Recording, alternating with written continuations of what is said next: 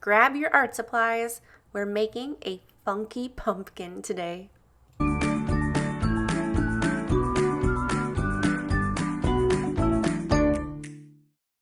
Today I'm going to be creating a funky pumpkin inspired by none other than Yayoi Kusama. Feel free to use a pencil for this step, but my trick for drawing a gigantic pumpkin on some paper that's great for painting is to put my hand down in the middle. Now I am left-handed, so feel free to switch. But my trick is to jump over my hand, almost like a rainbow type line, and then go down, over, and up. I guess technically I'm ambidextrous, huh? I just switched hands. This could get turned into so many things, like a face, a flower. To turn it into a pumpkin, I'm gonna add a stem that goes up, over, and down. And I know it doesn't look that awesome yet, but it's gonna get bigger and better. See these two spaces where the stem meets the pumpkin?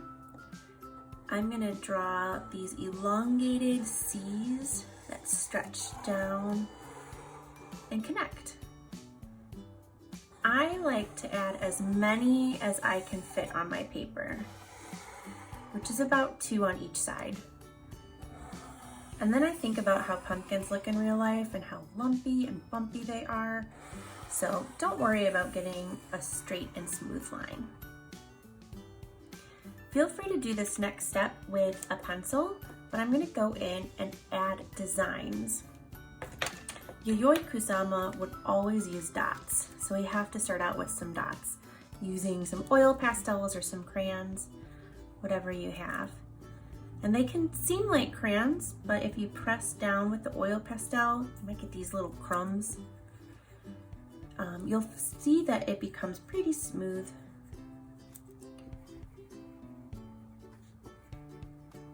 I've had many artists in my classroom who love to cover their pumpkin just with dots, like Yayoi Kusama. I'm gonna expand mine to any kind of pattern I can create with a line or a design. So this section right here is gonna have some stripes with a yellow oil pastel.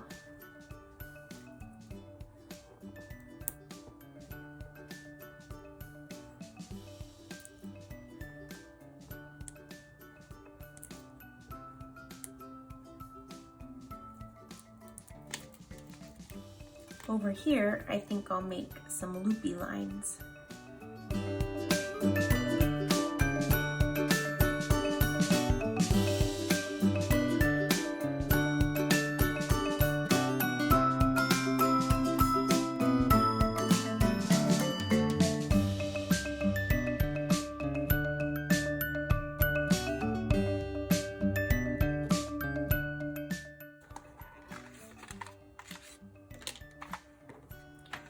I'm ready to add some watercolor paint. Always remember to give your brush a swish and a wipe, and just to choose one color at a time. If you haven't used your paints in a while, you might need to add an extra drop of water. But once they melt down and mix together, they can last for quite a bit of time. As I add this color, and of course you can make your whole pumpkin orange if you want, but I think I'm just gonna choose this little spot. You're gonna see that the paint only goes in between where the oil pastel is. The oil in the pastel pushes that paint away, just like water and oil would never mix in the same jar.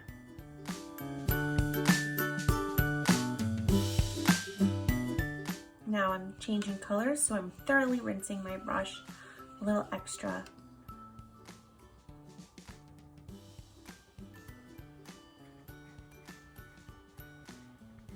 Mixing it together, and then I'm ready to go.